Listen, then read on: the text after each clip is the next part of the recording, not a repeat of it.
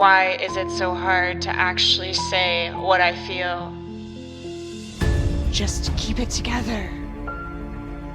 Don't be too much. Somewhere along the way, you learned to hold it in, to soften your truth, to shape your voice, to be easier to love.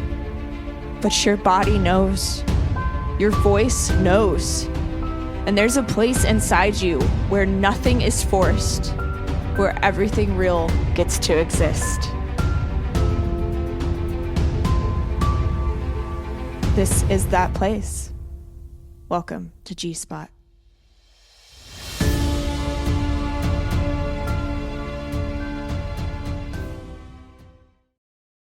Hello, welcome to G-Spot. I am Graciela Serena, your host. And today we are going to get into a topic that seems to be hard for a lot of people. And I understand why. It gets jumbled inside the brain of choosing self. What does that even mean? And how do you do it in an actual way? How do you actually choose yourself? In sessions with me, this is a big topic, and we go deep into how to choose yourself. The Coming Home package is a package where we learn how to listen to ourselves, learn how to tap into our body, and how to catch those patterns that are holding us back. And the devotional package is how we do that in life, how we actually say the things and communicate and actually say the boundaries. And this is a really important topic to me because so many of us have gotten so lost from ourselves. We have disconnected in a world where there is so many electronics and screens and distractions and blah, blah, blah, you name it. It can be very hard to ground into yourself, and not to mention the things we learn along the way as we grow that we feel are helping us. So we've talked about self-abandonment and how your nervous system pulls you back into old patterns. But what does it actually look like to choose yourself in the moment? That's what we're going to talk about today.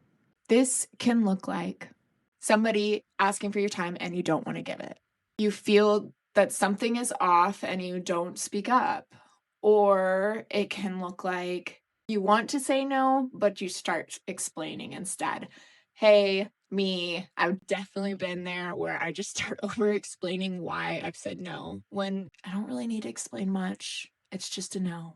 Or in a more self way, you need rest, but you choose to overwork instead.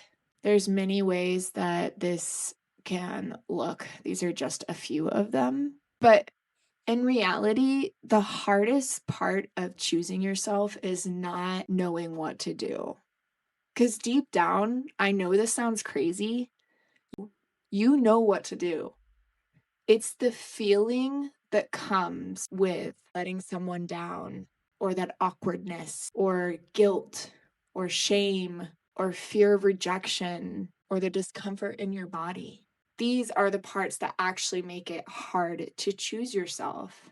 It's not the part where you are trying to figure out what to do, because when you really start choosing yourself and you start tuning in, you know exactly what to do. You do. I'm going to tell you a little bit about how this showed up for me. I remember the first times that I started choosing myself, and it honestly did not feel empowering at all. I was in the beginning of my music career and I started practicing 2 times a week. I was doing shows every weekend. I wasn't able to go out and do the things that I wanted to.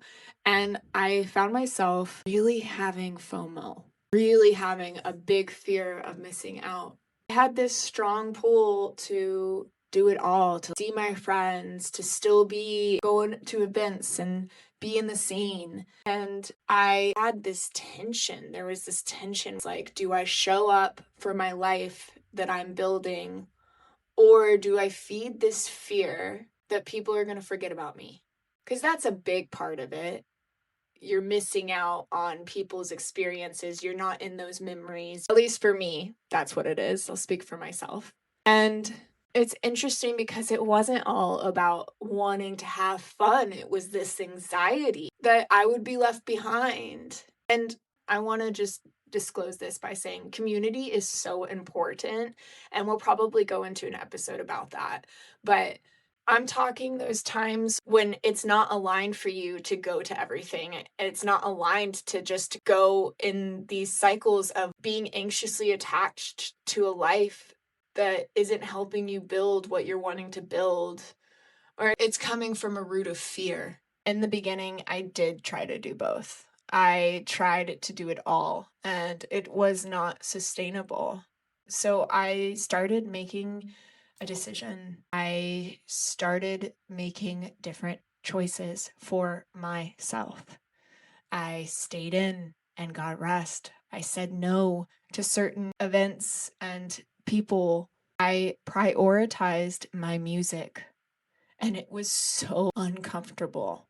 Over time, something shifted. Started realizing that I was exactly where I need to be. Here right now is all we can really face. All we have is the moments that we put ourselves in and the things we choose. We can go deep into choices and why we are in places that we are, and some things are out of our control. But ultimately, I had a pull to go with my music, and that was my direction. That was what my choice was. And I knew I was making the right one. I knew it. I felt it in my body. What I realized is the people that truly mattered were not going anywhere. They respected my drive, my time. They respected my decision to show up for myself and my life. And when we did see each other, the connection was still there. It didn't go anywhere. But this also showed me not everyone is meant to come with you when you start choosing yourself. And that is okay. So I want to tell you a little bit of what started helping me to make these decisions for myself. One thing is the aftermath test. Start gauging how you feel when you say yes or no. Do you feel drained after you say yes? That's a clue. Do you feel grounded after saying no? That's also a clue. Your body will tell you the truth. Maybe not right in the moment, because as we talked about, the nervous system has a play, but it will tell you. We just got to listen. Another one is the delay. This is kind of like the pause, right? It's taking a minute before you send the text, before you respond. And I say this one over and over again, but I want you to just implement it as soon as possible.